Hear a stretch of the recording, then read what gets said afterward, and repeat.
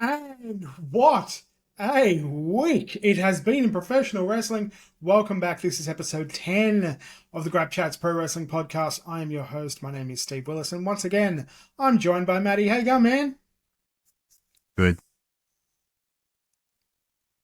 We call that a no-sell in professional wrestling. I just wanted to try something different. See if this breaks you instead. It works. Yeah. It's like the Orange Cassidy School of Podcasting.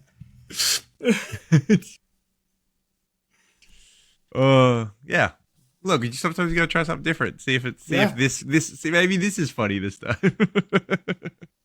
I'm good, man. How you been? Beanie weather it has been though, hasn't it? Good Lord, it's been cold. I'm in a particularly cold part of Australia, so the beanie sticks around for longer than it does for most other people. Yeah, but it's also been extra cold everywhere. Yeah. We're too middle-aged to immediately start and go, look, how about that weather? So apologies. Just immediately complaining about the cold. It's cold, man. We're both well overdue to retire in Queensland or somewhere. So I need to be somewhere warm. My knees keep locking up. Retiring to Queensland is the Australian version of when Americans all retire to Florida. Yeah. Yeah. Oh, Queensland is 100% Queensland is Florida. very much our Florida. It's Florida. Gold Coast is like our Miami. It's kind of right. I can see it. Yeah, it makes sense. Yeah. It is just as gross and just as many degenerate drug addicts. Anyway, And it's a conservative stronghold where religion has far too much influence, but that's a whole separate issue. Speaking of some people that when they get going sound like they may or may not be on drugs, Ravy Davy Meltzer's had some pretty good quotes this week. The one that I found most interesting is he talked about how with the recent kind of counter-programming that keeps going between WWE and AEW, or mostly WWE counter-programming AEW, is they want to ensure that this is their last contract or TV deal. Full quote is, WWE really want TNA to become the other promotion because they can control TNA. This is a major full court press. They just want Tony Khan out of the box, and they know if the numbers stay good, he's going to get a renewal and a much bigger number, just like they did. He's already very profitable. The number will make him incredibly profitable, and they'll never get away from him or anything like that. So they feel like they need to make sure that this is the last contract. There has also been kind of a few reports regarding TNA this week. One of them is that there might be an opening to actually put TNA on the same night as Dynamite, to have them go strictly head to head. There's also the rumor went around that Lorenzo Fertitta, who is one of the Fertitta brothers, who originally were the previous owners of the UFC before WME, which became TKO, bought it, might be interested in buying TNA as well, which would obviously, link in with more TKO people, seeing as his ties to Dana White and the other bits and pieces there. I assume they're on good terms if you sell something to someone else for billions of dollars. What do you think? What do you think about it all, man? Thoughts, opinions? It didn't need to happen. This is the thing. WWE is just attacking AEW because they can. And really, I don't think they stand to gain a whole lot by doing this. They're a different product for a different audience. So just let the sickos have their AEW, because we love AEW, and let the people that like the long drawn out storylines of WWE, let them enjoy their thing. I think they're investing heavily into something that's not really going to show them that great of a return, especially now that they're on Netflix and AEW is on conventional television. Look, here's my thinking of it, right? Is that the more I thought about this, because this news story kind of broke a couple of days ago from when we're recording this, so I've had time to kind of mull it over. I don't think it's as much about directly competing as much as it is kind of like sucking the oxygen out of the room, because it seems kind of what WWE has done a lot, like when the independents and things like ROH got really big in the US, they went great. And that's when they make NXT. And they had their own kind of version of what guys like PWG and ROH and CZW and all these places are doing. They go, hey, we'll take a lot of that talent. We can put them here and we can do that thing.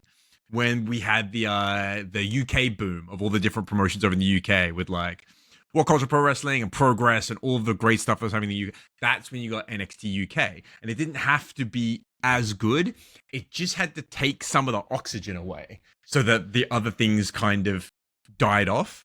And I think it might almost be the same kind of strategy. Is like, it doesn't have to be as good. It just has to take some of the air out of it and let that kind of slowly kind of wither away the way the other things did. Or it could still be grumpiness from when NXT and AEW did go head to head a few years ago, and it did not go well for NXT, obviously, which did end up moving days. So it could be that sort of a deal. But yeah, like, it doesn't feel to me as much as strictly competing as much as it's like, in the same way that like Coca-Cola doesn't like strictly compete with Pepsi. They just try to be everywhere so that Pepsi can't be there, so that they have the kind of majority. You know what I mean? Like, it feels almost like that kind of like a very kind of corporate way of stamping out competition. Don't like it. Look, I don't like it either. I'm the AEW guy. Like, I don't like it at all. Like, I don't want it. Like, but I can understand.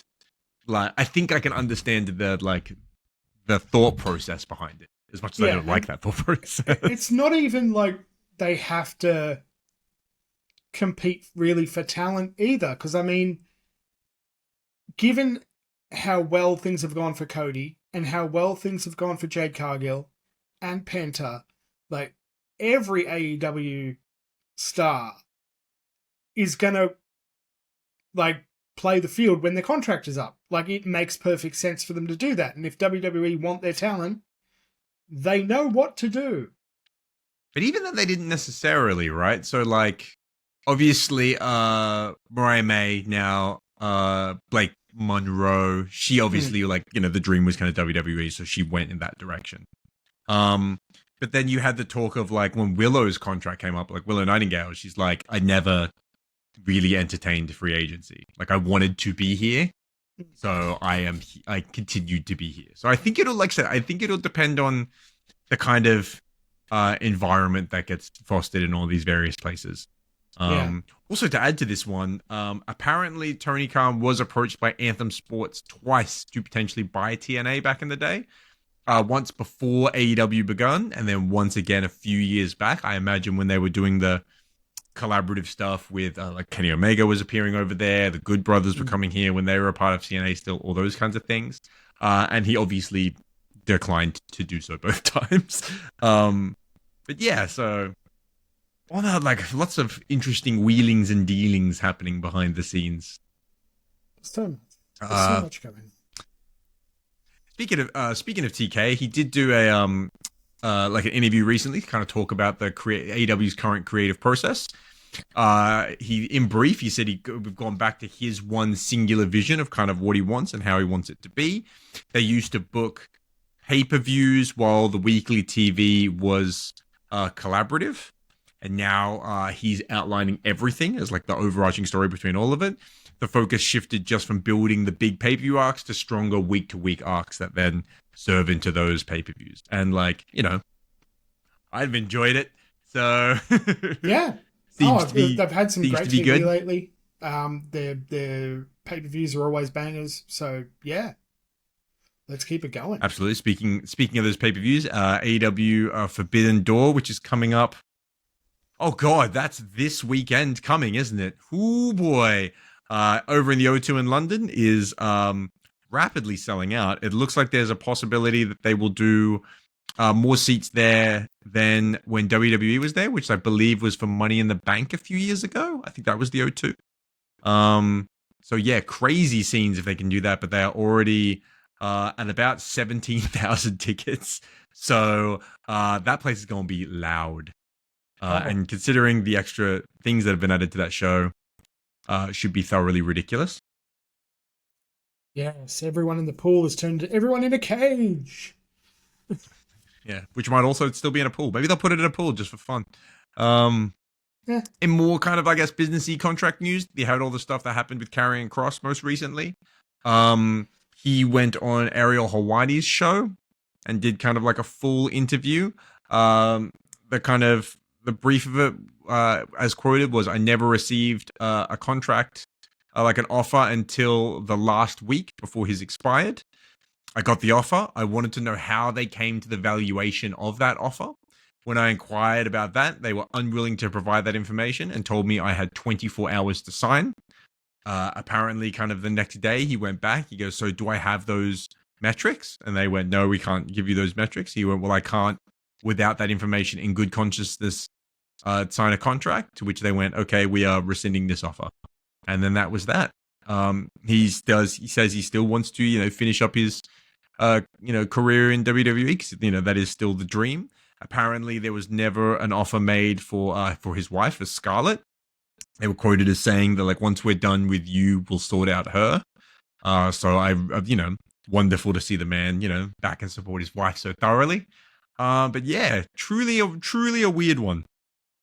Truly a weird one. Unless they really didn't. Multi-billion-dollar corporations tend to really hate it when people know their worth. Yeah, it seems like it. Yeah. It very much seems like it.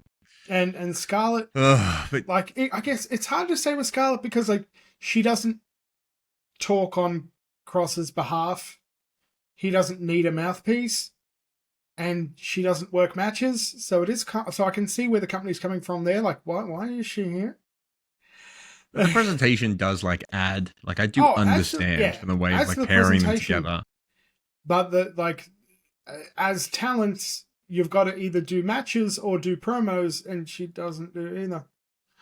So, man, it's not like she's hurting. It's not like they're hurting for money to be able to just pay Scarlett Bordeaux. So, like, I don't know. Yeah, what was it? It is an odd one. Maybe they wanted. Maybe they just did the thing to be able to be like, oh, we don't really want to give him an offer, so we'll do this thing and say you have to do it in 24 hours, or else it's rescinded. And then it's like, well, we can't say we didn't offer him something. You know what I mean? Like, it's not our fault. Yeah. Like, maybe they can, like, purge themselves of responsibility that way. Yes, that's also maybe it's quite likely. Maybe it's that kind of a thing. In some more wrestling focused news, big triple contract Takeshita won the G1 Climax this year, defeating Evil in the finals of the G1. So he will earn himself an IWGP title match sometime in the future. He did say he wants to, much like Zack Sabre Jr. did, beat him before Wrestle Kingdom, so he can go into Wrestle Kingdom as champion. Sweet. Takeshita rules. At some point, that means we'll probably get Takeshita versus Zack Sabre Jr. Sweet. Sounds great. No complaints there. In added sweet matches, MJF is currently, I believe it's the light heavyweight champion of CMLL. He's been doing, like, fun business down there, mostly because he gets to go full unhinged dickhead and get the Mexican crowd absolutely hating him. He most recently defended that title and then afterwards was challenged by Mystico for the 92nd anniversary show down there. It is a mask versus title match. So if MJF wins, Mystico will be unmasked, which would be insane. Devastating for the Mexican fans. Devastating. Well, Mystico asked for a hair versus mask match, and MJF went, no, absolutely not. I am not losing my hair, but I will put my title on the line, which I think is hysterical. Like, I'll be not a champion, but you'll never take my hair away. Maybe it's just I don't understand it for whatever reason. But then I had this kind of like a bigger point that I wanted to discuss, based on how all the things are going with you, kind of like contracts coming up and talking about vying for talent and talk about, like, talent want to explore their options when things are done with AEW and that kind of stuff. I had this notion of, like, could something like AEW supporting, like, unionization of their talent be, like, a net positive in this kind of, like, competition base? And I'm not going to be able to, like, there's no way I'll be able to understand all of the legal ramifications of that, because I barely understand it in this country, let alone in the absolute lunacy that is America. But, if you do have more unionization and more rights for your talent, then it's like, yeah, you can go elsewhere and maybe make more money, but you have, like, a certain kind of like guarantee or expectation, or like kind of like a looked after, like there's a comfort to that kind of thing. So I don't know. I want to know what your thoughts. If you think it would be one of those things that would be good. I think, well, the biggest additional ramification you need to keep in mind is that America doesn't really have Medicare. So a lot of the unions, especially for talent that are generally contracted, those unions provide health insurance, and I would not want to be the unfortunate bastard having to pay for pro wrestlers' health insurance. So I did So look this up. yes, I did look this up. Stunt performers are covered by by SAG, by the Screen Actors Guild in America. They well, that's do good. cover stunt work. And I'd Yeah. like, stunt work might be more insane because there is a folding chair, but then there's also the people that have to like be hit by a car for a living, essentially. Like Yeah. that medical insurance might arguably be worse. It's almost certainly worse. I think. If I had to guess. But are stunt performers getting hit by cars 300 days a year? Like, probably not, but I imagine that Yeah. one bump is probably more than small bumps, unless you're Mox or Darby Allin, who might just be stunt performers at this point, or Mark Briscoe. Mm. They might just count as stunt guys at this point, Yeah. maybe. Yeah, because I mean, I'd always heard that like the reason SAG didn't want to touch pro wrestlers is because of the cost for medical insurance. And that's But even sort if of that's why, something like, even if it's the other bits and pieces, and then that's covered by the employer, because again, like, you have to imagine that the companies are covering part of them. Like, I don't think Eddie Kingston is off paying for his own medical bill out of his own pocket. I can't imagine he is, with the like over a year of recovery he's been doing at this point.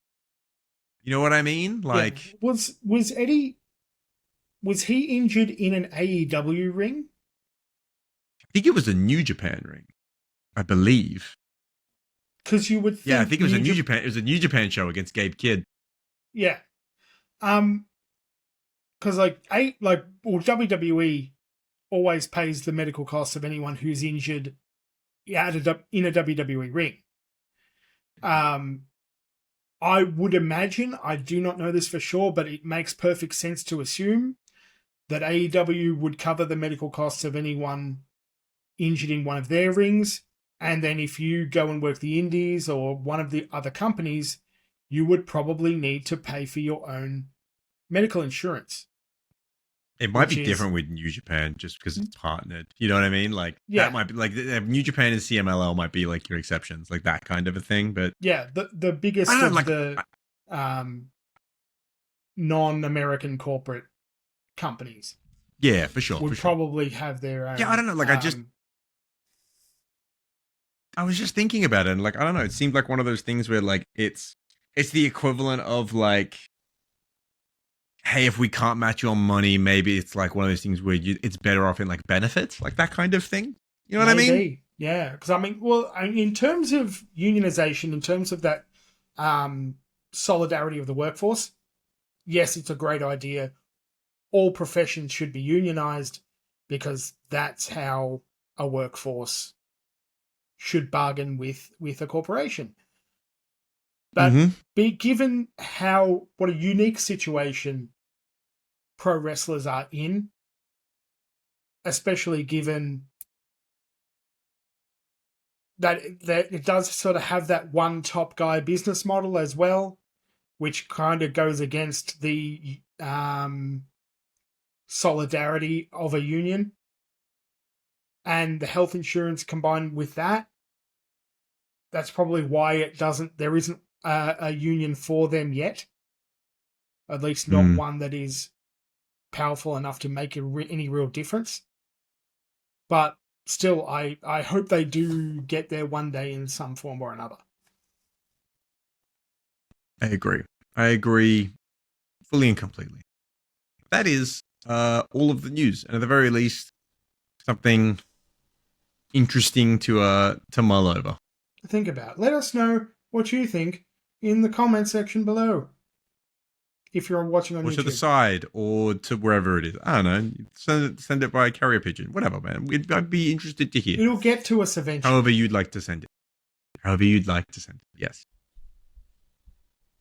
Shall we move on to? Shall we cover? You want to do some? You want to do some WWE bits? What happened? What were there any good WWE bits to talk about this week? Okay. What you got? Good bits were kind of hard to come by, but we'll get there.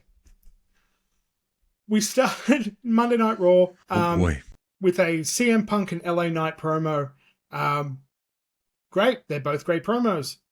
They have a bit of story to talk about because one cost another their title shot, but there was other things that were kind of not good about it.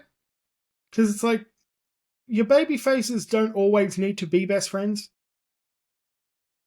And even though, yes, Punk is a babyface, LA Knight is a babyface, they're kind of, I don't like you, but we'll get along. But then we won't. But then we will. And make up your mind. The best part of this whole segment was when Bron Breakker, at the end of the segment, getting dragged away from the ring to stop, going and fighting people. He says, "You're 47 and you're 40," in reference to Punk and LA Knight, respectively. That makes you like 100 years old. Steiner math fits perfectly anywhere in pro wrestling. I mean, he's close. Perfect. He's close enough. Yeah. He's close enough. He might as well be there. 100. Mm-hmm. Let's look. It's closer to 100 than it is 50, so I'll let him have it. Yep. We're rounding up, and that's fine. Mathematics. Dominic Mysterio and El Grande Americano versus AJ Styles and Dragon Lee. I've just got to say it. I'm going to put this out there. Ludwig Kaiser's El Grande Americano, hands down, is better than Chad Gable's El Grande Americano. Yeah, Chad might not be getting that job back, Doug. No. He might not be getting that job back. Nope. And there's still the mysterious two other, I don't know, Spanish Dos Grande Americanos that are just extra. I don't know what secondary is in Spanish, but there's just two more of them. Fuck knows why, but okay, sure.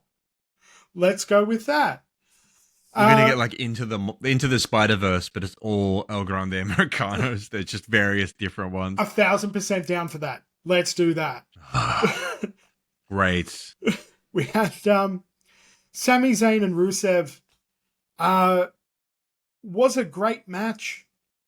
I could watch those two wrestle all day because they are both good and have good chemistry. And now there's and Sheamus is just involved. Okay, sure. Next big important bit was a backstage promo from Bayley, and it was brilliant. I would say the best piece of character work from Bayley that we have seen in years. I'm 100% on board with what appears to be an imminent heel turn. And it's just, they're doing something cool with Bayley. Win. Hell yeah. She deserves it, man. 100%. It's still wild that she hasn't been, it's still wild that she hasn't been on any of the big shows. So, yeah. Hell yeah, Bayley. Well, hopefully this builds up to something big because it was definitely a great start. Our main event was CM Punk and LA Knight versus the Bronnies. Run-in from Seth Rollins, DQ finish, blah, blah, blah. Nothing overly good happens until probably Paris in this story because we know what they're going to do, so let's just do it. On to SmackDown. First up, we have Solo Sikoa and his mildly fungible tokens coming out for a promo, and Sami Zayn is now a SmackDown guy. They're just Brand split be damned. Upcoming draft be damned. We're swapping LA Knight and Sami Zayn because we can. So this got pointed out, and I saw the retort, and then like I figured out the retort in my head, and then it still doesn't make a ton of sense. So he got offered by, I think it was Seth and Paul Heyman, for Sami Zayn to move to SmackDown with a guaranteed world title shot, right? Yes. But he hasn't done that. He's now moved to SmackDown of his own volition to maybe try and get a US title shot, right? I'm there so far, That right? appears to be the case, yes. Cool. I saw the counteract of Sami Zayn doesn't trust that Seth Rollins, and more specifically Paul Heyman, won't screw him. So he never took that deal, even though it sounded like a better deal, right? I do understand that. You're really kind of grasping at things, though, to look that deeply into it. Like, it still does just sound silly. And it also just means that, like, Sami Zayn is just doing bloodline stuff again. You know what I mean? Like, we did this. Like, we've been done this. It's been done, done. Like, how are we still here? Like, it was very fun. It was very great. He was fantastic as the kind of like ridiculous comedy relief in the blood. It was tremendous. Fantastic, yeah. And he's really good as the underdog babyface. But that needs to be paid off with something at some point. Yeah. Yeah. Otherwise it stops being like, and I know that Sami could, at the drop of a hat, like, make himself credible and interesting and awesome again, but I don't know. Yeah. Like, I almost yawned there, and I think that was it. It's just like, I'm tired of it. Yeah. Like, I've seen it. Something different and cool and exciting needs to happen with Sami Zayn. Please. Soon, Pretty please. Alexa Bliss and Piper Niven. Now, Piper Niven, I would say, has some of the best facial expressions of all the like when she's in a backstage promo and she's looking at someone she doesn't like, she has the most foul smelling stink face you've ever. She just stare a hole straight through someone and like, I don't Chelsea Green School of acting right there. Yeah, and I would say she's gotten better at it since working with Chelsea. Because she's so good now.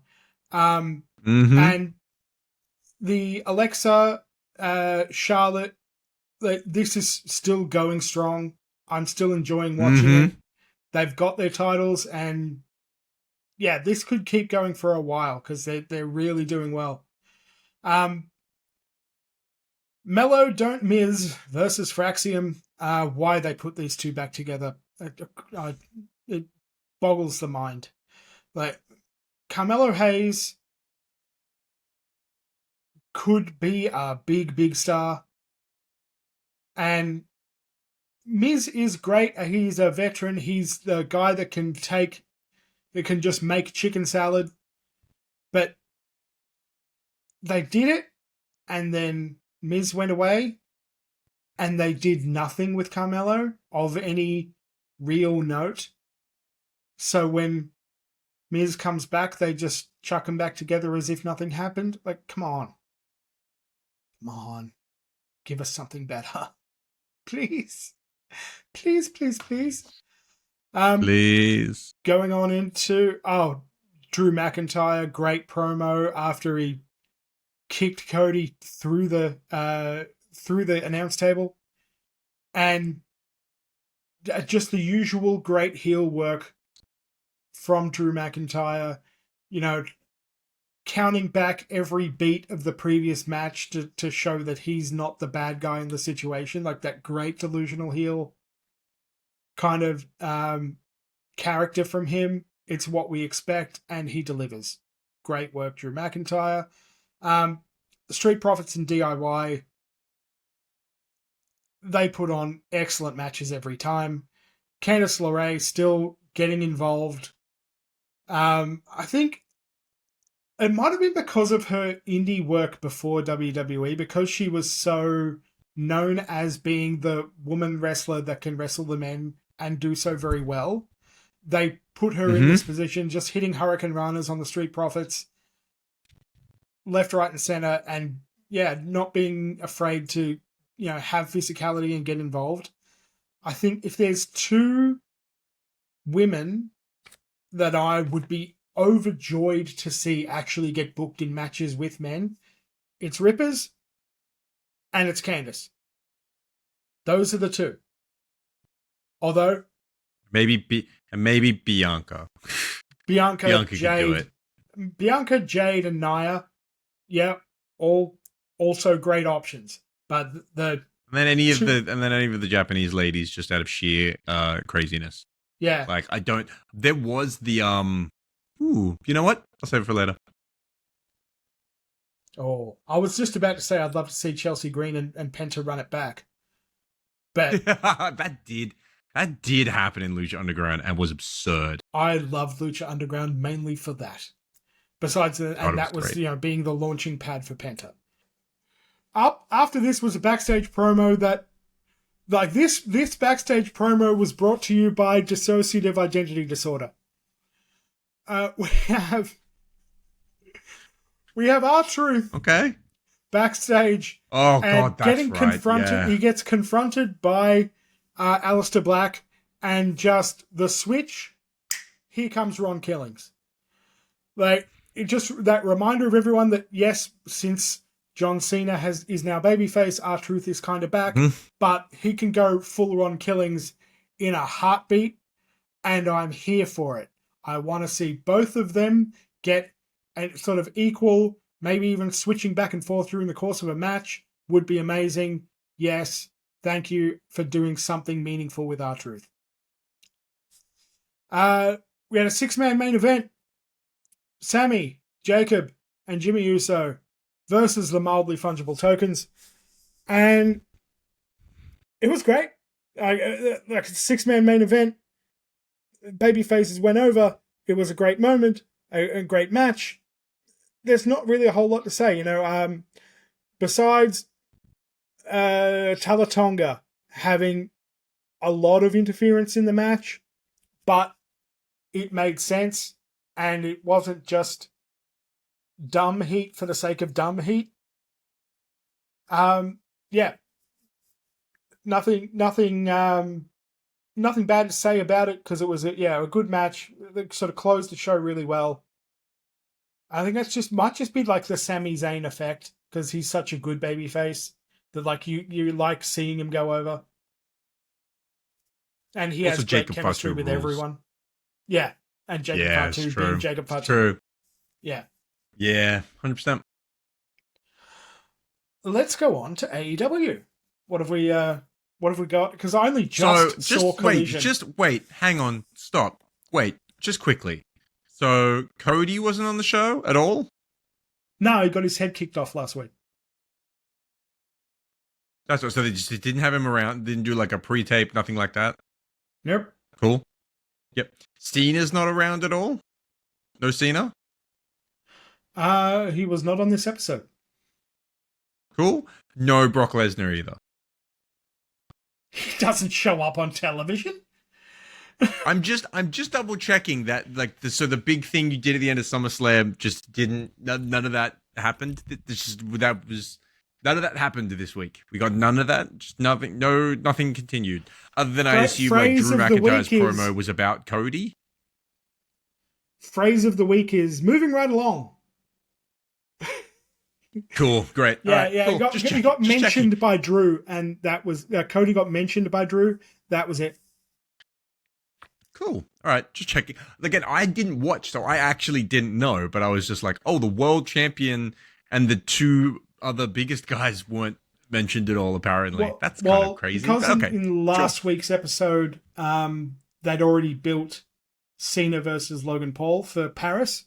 So I'd say they would seemingly have no reason for Cena to show up until Paris. Also, Logan Paul then wasn't on the show at all? Either of them? No. Cool. I mean, look, that's great for me. I'm on board with this. It's still kind of insane. Yeah. Yeah, but I think they've Okay. got All all of right. the Okay. Paris Anyway, build they needed to get out of him, so it's I'll let him stay on. okay, cool. Well, all right. Right. Okay. Legitimately, I did not actually know this. I had to ask. I didn't know. Like, Yeah. I was like, hang on a minute. Have you missed a bit? Like, okay, cool, sweet. Dynamite opened with face to face between MJF and Hangman and Page. MJF referring to them as the main character and the main antagonist, which seems wonderfully correct.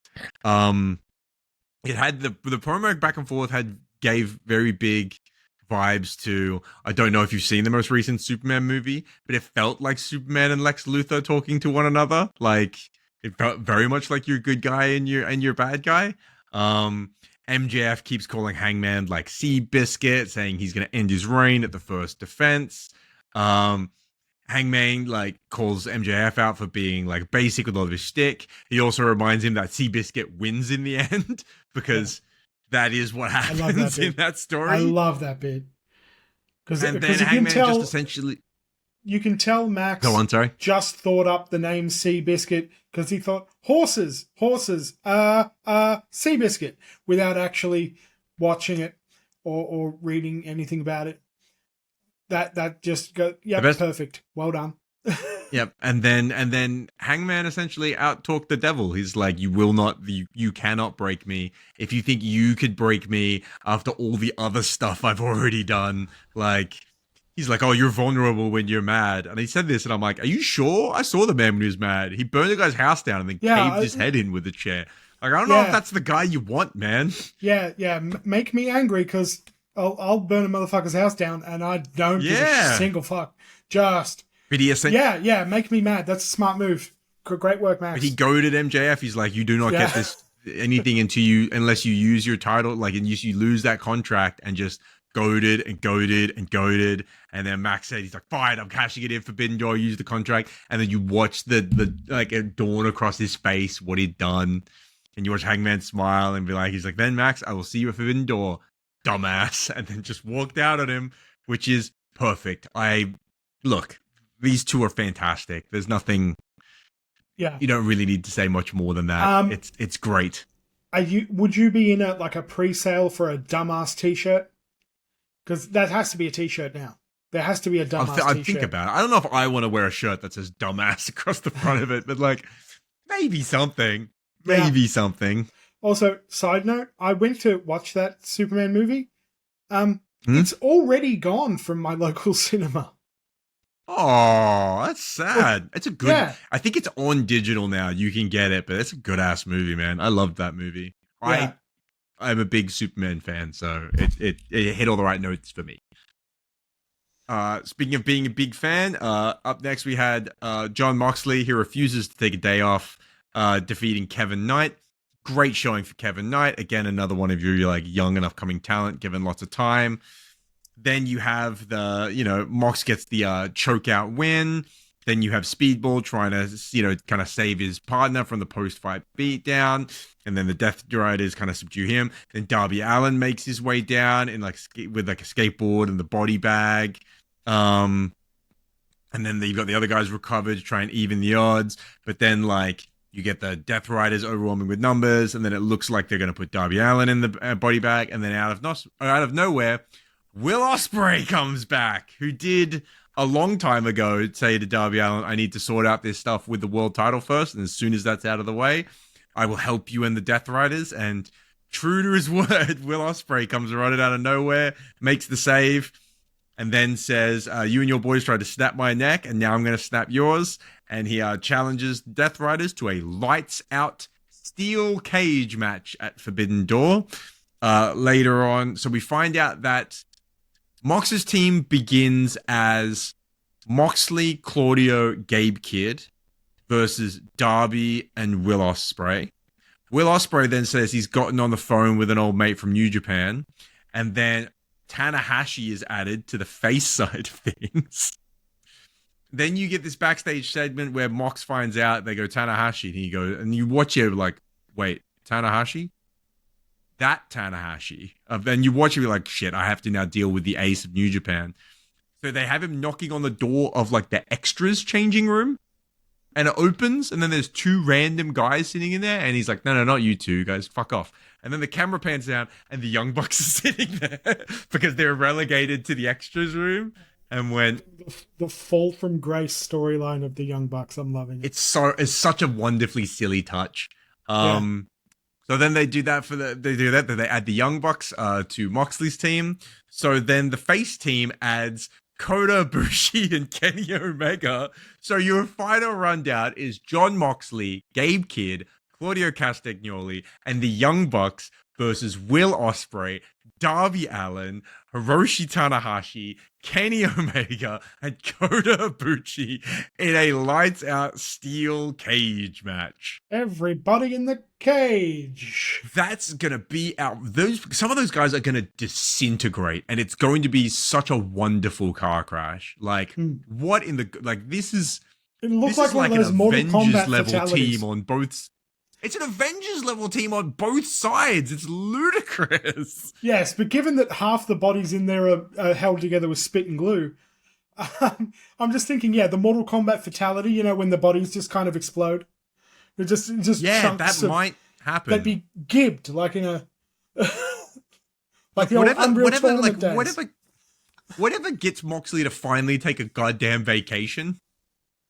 The man took a full, like, buckshot lariat onto a board of nails and then was wrestling like 4 days later. Like, take a break. Good Lord.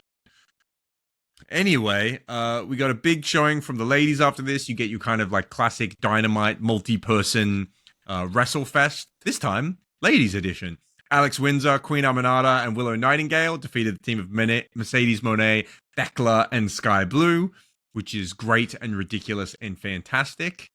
Then you've got kind of all the madness of the match. Windsor is able to get the win. Then you have Toni Storm and Athena start brawling on the balcony and then throughout the arena. And then that kind of makes its way into the ring. And then next week, they make the match of Toni Storm and Alex Windsor versus Mercedes Moné and Athena, which will rule. Yes. Then we had Adam Copeland versus Stokely Hathaway. I like the touch that Stokely Hathaway was carried to the ring by security because he did not want to do it. No. Bell rings. Stoke immediately goes for a spear. Just bounces off. Him effortlessly. I love that he tried it twice. Cope grabbed the mic and started chanting. Dude, Cope grabbed the mic and started chanting "Fight Forever" as he's beating the shit out of Stoke. Like, it was so. He like.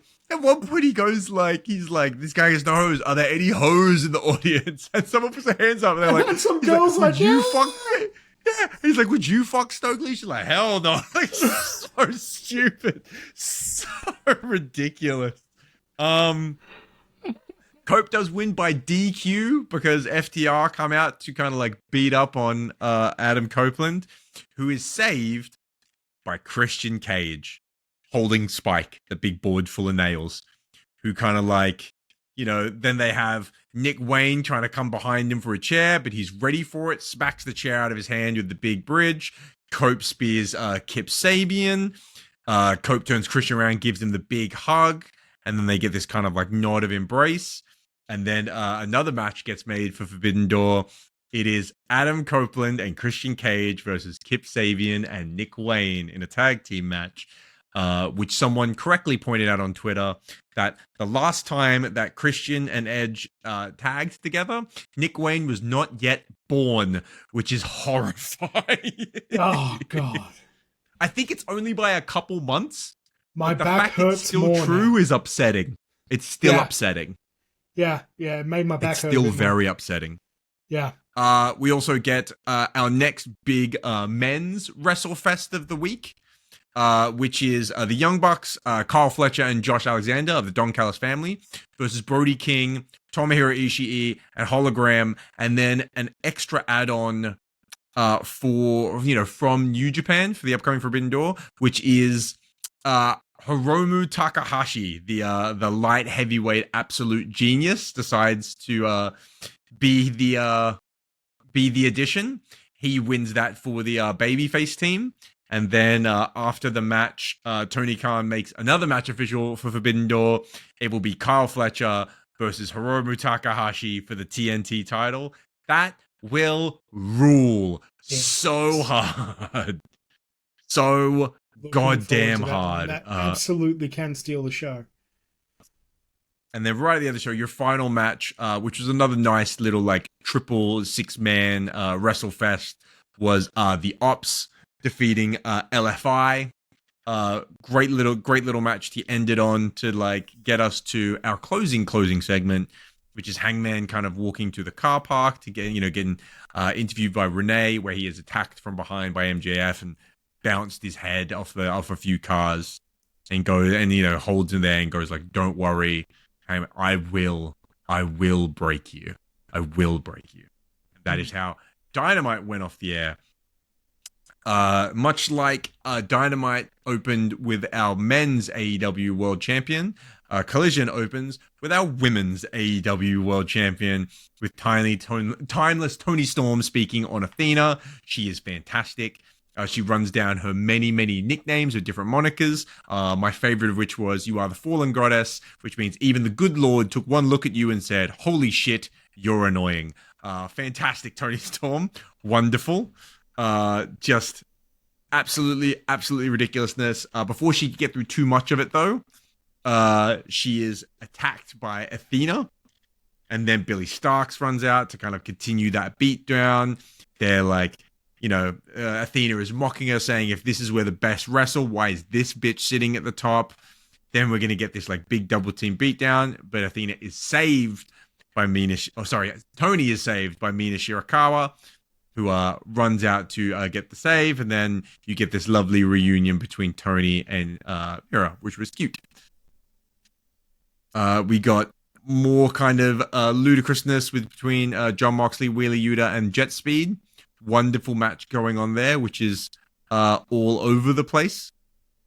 But we do get the bad guys stealing the win. Yuta getting the kind of like low blow and like roll up to do that. We had Ricochet, who was coming out to face off against a mystery opponent, which turns out to be the debut of Ace Austin. Another absolute stud. Formerly with he was in tag team with Chris Bay, I believe, in TNA. Like Chris Bay, who had a tragic injury not too long ago now, maybe a year or so ago now. He looked phenomenal, really good. He does lose this match due to like Ricochet working with like the Gates of Agony as well to kind of put him down. But man, is it great to see another. I think Ace is like 27 or 28. Just another guy that's like super talented, has wonderful things kind of earmarked in his future. And what a perfect fit for AEW. Yeah. Because I think if he had have gone to WWE, God knows where he would have been put. Maybe in like his Motor City Machine Guns kind of role, where like he's there and he does cool stuff sometimes, but also sometimes just isn't around. Yeah, but I think AEW is the perfect place for someone like him to shine. And like, if you think about all the people that they've signed this year, I don't think there's any ex-WWE guys at all. Yeah. And it's been like all thriller, no filler. It's like Heckler, it's Speedball, it's Kevin Knight, it's Ace Austin. Like, you know what I mean? Like, yeah, they're certified cooking. killers, and that's who he wants to fill his roster with, and makes perfect sense. Absolutely. We got this wonderful little segment. Kyle O'Reilly and Roderick Strong defeated Blake Christian and Lee Johnson. Afterwards, you kind of have Kyle O'Reilly with some of the other members of the conglomeration, like Ishii and Hologram, who want to come like celebrate, want to have him join in, and then Roddy Strong kind of like drags him away. He's like, no, none of that. You don't need them. Off you go, and kind of like pulls him away. Chris Statlander wins your ladies a 4-way Wrestle Fest against Penelope Ford, Anna Jay, and Julia Hart. We also have some bad guys going to be beating up on the good guys until they are saved by the return of Harley Cameron, which is great. Yes. This one thing I would love to see, like whenever they have these cash prize matches. big comedy check. Yeah. Yeah. Presented by Tony Khan. I want to see Big Tony walk out with like a gigantic check, and he can't carry it because it's so comedically huge that he struggles to get his arms around it to carry it, and he just kind of 100%. carries it down to the ring. Yes, let's do that. I want to see 1,000%. gigantic novelty checks for these Big novelty cash check prize would be matches. Or just like a bag of money, like a $sign bag. You know what I mean? Like just a cartoony as fuck looking. Yes, yeah. Sack just of like cash. here's your bag, here's your sack of cash. Yeah, 100%. And it just Well, says and like it can be the 100K on cash the outside. It can be the cash that they used to use in the cannon for the Young Bucks entrance. Now he just uses it as a prop. The Okada box, yeah. Yeah. We also got, it did lead to this ridiculous segment where Renee is trying to talk to Chris Statlander backstage about her victory, to which Harley Cameron kind of comes out of nowhere and says like, yes, like me and you now, we're like friends now, we're going to be fantastic. And like jumps into her arms and like at some point like borderline sexually harasses Chris Statlander. Just and then John Moxley and Wheeler Yuta rock up because they're still trying to kind of recruit her, and it's just Harley hanging off, upside down, and Mox is looking at her being like, "What are you?" Like you can see his brain of like, "What?" And then also Renee in the background of like, "Don't you dare touch my husband!" So like you are the sternest face of like, "I will end you." But yeah, it just kind of gets like a quick like good job for both of them to stat, and then they kind of move on. And your main event of Collision, the most important thing that happened was your big technical showcase for a chance against the IWGP World Champion Zack Sabre Jr. at Forbidden Door. It was competed by Nigel McGuinness, Daniel Garcia, Hechicero, and Lee Moriarty. Oh boy, like me some technical wrestling. The wrestliest fest that ever did WrestleFest. Yes. It ended in both Garcia and Nigel McGuinness having submissions on Hechicero and Lee Moriarty, respectively. But Lee Moriarty is the one that tapped out. So it will be Nigel McGuinness versus Zack Sabre Jr. at Forbidden Door. And that's why I bought the pay-per-view. Oh, man, it's going to be good. The cool thing afterwards, you get this little extra wrinkle of like, Garcia did look really dejected afterwards. So he said like, Nigel said, will you come and be in my corner for the match? Which Garcia agreed to. So it looks like you'll probably get the heel turn there maybe, or like at the very least you have that extra kind of wrinkle. If you don't want to beat Nigel clean, although I don't imagine he'd care too much. The fact he gets to wrestle again, especially in London, is probably plenty for him. And that is your AOW for the week. A lot of great matches, a ton of stuff built up for Forbidden Door. And man, next week's shows take place in Scotland, I believe, before the big show in London. And I mean, it should be good times had by all. So very, very excited for those. One thing I would love to see in AEW, because apparently they besides still have comedy checks / money bags, right? Besides that, besides those, one more thing. Yep. A Nyla Rose, Tony Storm, horny innuendo promo battle. I need Nyla Rose back so bad on my TV. She's so good. Bad. She's so talented. Good. Yeah, on the mic talented as well. Yeah. I just think her and Tony on the mic would be tremendous. Would be absolutely magical. I don't know if there's a specific thing they're waiting for to happen, but if you want a really good comedy tag team of both being hilarious and then also the classic like one big, one small, it's Nyla Rose and Harley Cameron. Stick them together immediately. Yes, that's funny forever. Like, that's women's tag team titles are required for that specific purpose. Yes. It's the AEW's version of the Iconics at that point. You know what I mean? Just like the full funny tag team. And I'm for it. The Iconics, great. Now the inspiration. Yes. Please, please, please, and thank you.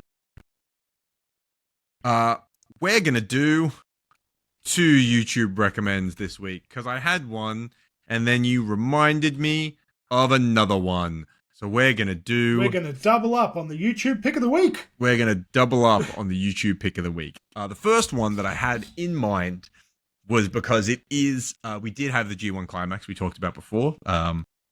Crazy tournament that happens over in New Japan to figure out their next challenger at Wrestle Kingdom. So you may as well throw back to an absolute classic from the G1 Climax 26. It is Kenny Omega versus Tetsuya Naito in a match of who can fall on their head and neck the worst. God damn, why do they hate each other so? Why do they hate their own necks? It's awful. I mean, it's brilliant. Like, it's a really, really, really good match. But, like... who can fall on their neck the most times without dying? Why do they have to keep falling on their heads and necks? Like... it's amazing. It goes a mile a minute. It's absolute lunacy. There is one V-trigger, and I think Kenny just knees him full in the head. Like, I don't think it's worked. I think it's just a knee to the... it's really fun. It's a very, very good match. But, like, I will never recommend for the audience to watch anything that is Naito versus Ibushi. Those two are worse. Those two seem to be, like, trying to see... who can paralyze themselves first. It's horrific. Every time those two have had a match, there's like 2 to 3 bumps where it's like... one of them's going to the hospital. Spike. There's one, oh my God. It's like it's a suplex on the ring apron, and you watch Ibushi's neck bend. It's awful. Like, guys, stop. Please. There are other parts of your body you could land on. You absolute psychopaths. Please stop doing this to yourselves. So, from Lucha Underground, it is Pentagon Dark versus the Black Lotus Triad, which ruled. He had to go through them one after the other. The singular match was the whole show, and he wrestled the Black Lotus Triad, which was Kairi Hojo, so Kairi Sane, then Mayu Iwatani, and then Io Shirai / Io Sky back to back to back. And it rules. It's so good. They get so much offense in on Pentagon, and Pentagon is still this absolute, like, monstrous, like, limb snapper at this point. There's a point where Io runs up into the grandstand and, like, jumps off, like, probably legitimately like 2 to 3 stories up to hit a crossbody onto Pentagon. It's absurd. If you didn't catch her, she would die. Like, she'd be dead. Like, that's the key component of Lucha Underground, was there was absolutely no shortage of shit to jump off of. Oh my God. Lucha Underground was a fever dream. It was so insane. But yeah, this was, the idea is that they're like an evil Asian all-women assassin triad trying to take out, they'd like, like Pentagon Dark as like almost like their like assassin's contract. So he has to face them one after the other in a really long wrestling match because reasons. It's really fun. It's really good. It's a really good time. The whole thing is entirely free on YouTube. You should thoroughly go watch it. I've watched it a bunch of times. I won't give away the ending. I won't spoil how it ends, but it is a great time. Do go watch it. Those are your recommendations for this week. And that brings us to the end of another episode of the Grapchats Pro Wrestling Podcast. Follow us on the socials at Grapchats and at Grapchats Podcast on Facebook and at Grapchats on Instagram and the artist formerly known as Twitter. And until next time we see you, he's Matty, I'm Steve, you're loved, and we'll see you next time.